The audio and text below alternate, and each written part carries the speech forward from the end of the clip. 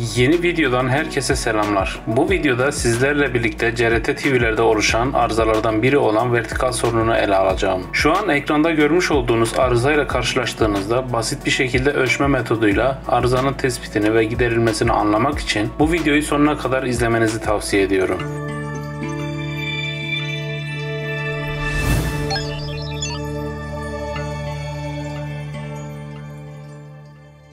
Evet sevgili dostlar, bu görmüş olduğunuz eski emektar 37 ekran CRT TV'nin vertikal katında bir arıza oluşmuş. Bu TV'lerin artık devri kapanmış olsa da hala kullananların olduğunu önceki bir videoya gelen yorumlardan anlıyoruz. Ben de bundan dolayı karşılaştığım bir arızayı paylaşma gereği duydum. Tabi bu tip vertikal arızalarının farklı fraksiyonları da olabilir. Mesela bunun gibi ekranda görünen yatay çizgi arızası ya da alttan veya üstten ekranın yarısının olmaması gibi. İşte bu ve benzeri yatay çizgi arızalarına vertikal arızası diyoruz. Bunun tersine dikey çizgi olan arızalara da horizontal arızası diyoruz. Bu arıza için de horizontal katına bakmamız gerekiyor. Vertikal arızalarında bazen de hiçbir çizgi göremezsiniz. Ses olur, görüntü olmaz. Bu durumda da TV'nin arka tarafında flaman kısmına bakılır. Işık yanıyorsa yüksek gerilim trafosunun G2 ayarını hafif açmak gerekir. Yalnız çok açmamalıyız çünkü fazla parlak olduğunda arıza ararken ekranda kalıcı iz bırakabilir. Evet, tekrar konuya dönecek olursak G2 ayarını TV tamir edildikten sonra eski haline getirmelisiniz. Aksi halde TV izlerken koyu zeminlerde geri dönüş çizgileri dediğimiz ızgara şeklinde çizgiler çıkabilir. Bu da çirkin bir görüntü oluşturur. Bu arada tırnak içinde söylüyorum, ses var görüntü yok arızası her zaman vertikaldan yapmaz. Bu sorun başka sebeplerden de kaynaklanabilir. Fakat şu an arızamızın konusu vertikal olduğu için sadece bu konuya değiniyorum.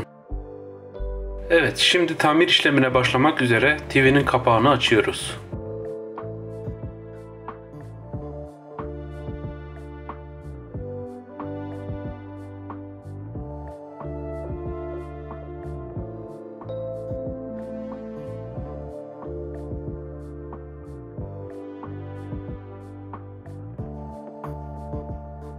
Evet, bu kısım arızanın oluştuğunu düşündüğümüz vertikal devresi. Bu kısım ise az önce bahsettiğim horizontal kısmı. Horizontal katını neden gösterdiğime az sonra geleceğim. Şimdi devam ediyoruz. Evet, bunlar da arızalı olma ihtimali bulunan komponentler, yani bileşenler, vertikal entegresi, kapasitörler vesaire. Evet, şimdi dilerseniz en önemli kısımlardan birine değinmek istiyorum. Bu işe yeni başlayanlar veya bilmeyenler için önünüze böyle bir arıza geldiğinde vertikal devresinin tespitini en basit şekilde nasıl yaparsınız? Bu çok basit arkadaşlar. Tek yapmanız gereken saptırma bobininden gelen 4 kabloyu takip etmek. Bunlardan ikisi horizontal, diğer ikisi ise vertikal içindir. Mesela bu gördüğünüz iki kablo vertikal içindir. Vertikal olduğunu nasıl anlıyoruz? Bobinden gelen iki kabloyu takip ettiğimizde bu kabloların bağlandığı yer trafodan biraz uzak düşüyorsa bu vertikaldır. Aynı zamanda bağlı bulunduğu devrede mutlaka bir adet entegre bulunur. Tabi nadiren de olsa vertikal katında transistör kullanılan modeller de var. Yine de kablolar sayesinde çok kolay tespit edilebilir. Evet, şimdi de diğer iki kabloyu takip ediyoruz.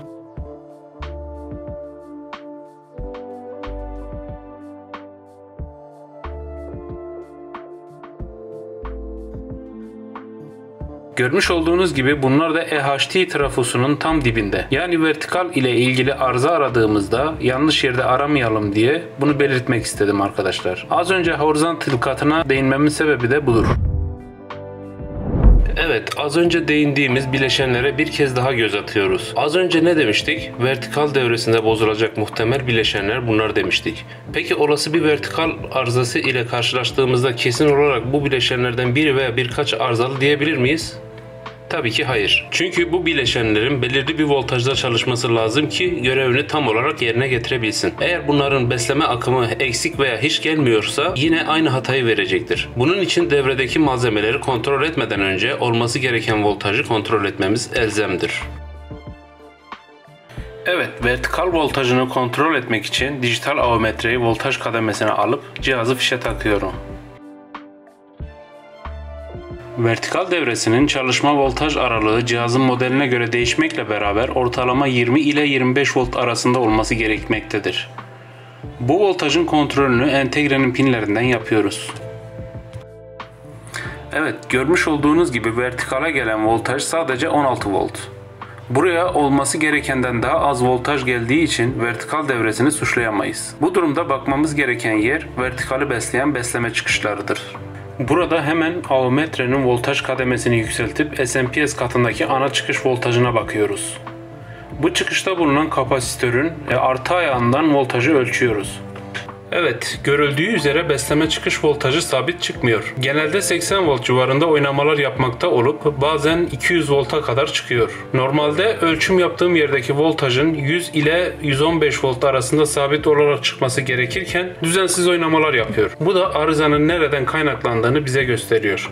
Bu arada bahsettiğim voltaj aralığı bu ve benzeri model TV'ler için geçerlidir. Her TV'nin kendi şemasından voltajın kaç olması gerektiğine bakılması daha doğru olur.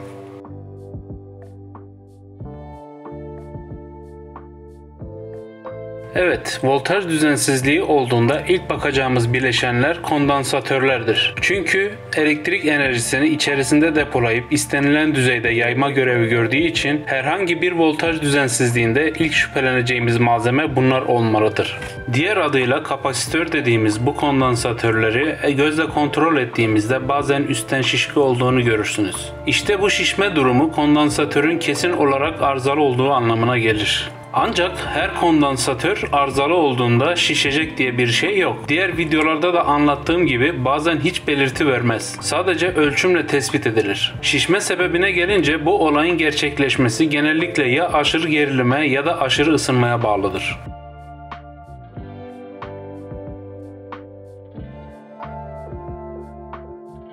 Evet, şimdi SMPS katındaki besleme çıkış kondansatörünü söküyorum.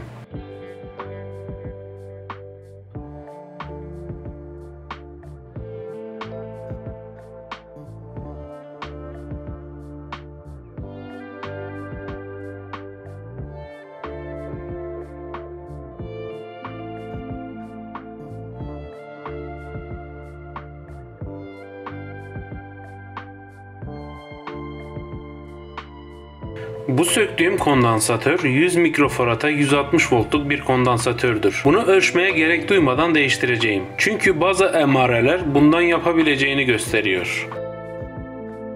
Evet, bu da yeni takacağım kondansatör. 250 voltluk bu kondansatör daha güçlü ve daha uzun ömürlü olacaktır. Evet, şimdi kutuplarına dikkat ederek yeni kondansatörü yerine takıyorum.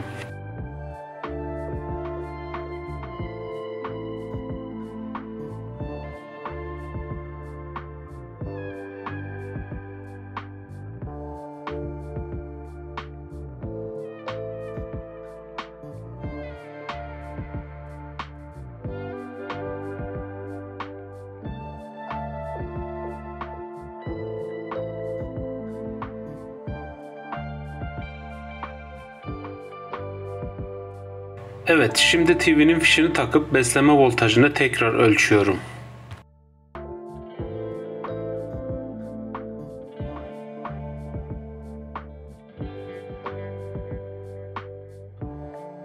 Görmüş olduğunuz gibi 105 volt sabit çıkmakta.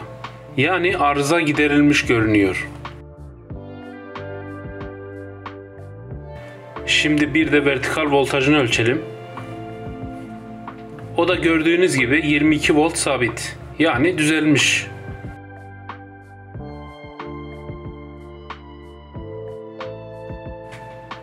Şimdi şaseyi yerine takıp TV'yi tekrardan çalıştırarak ekrandan düzelmiş mi diye bakacağız.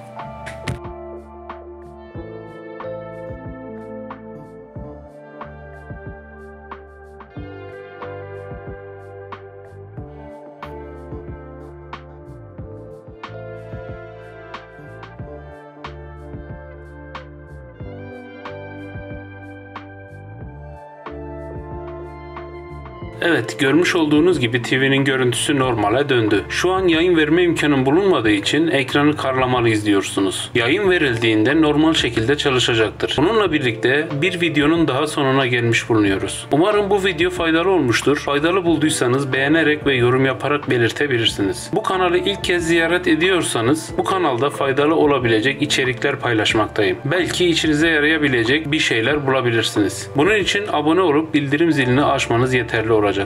Bir sonraki videoda görüşmek dileğiyle. Hoşça kalın.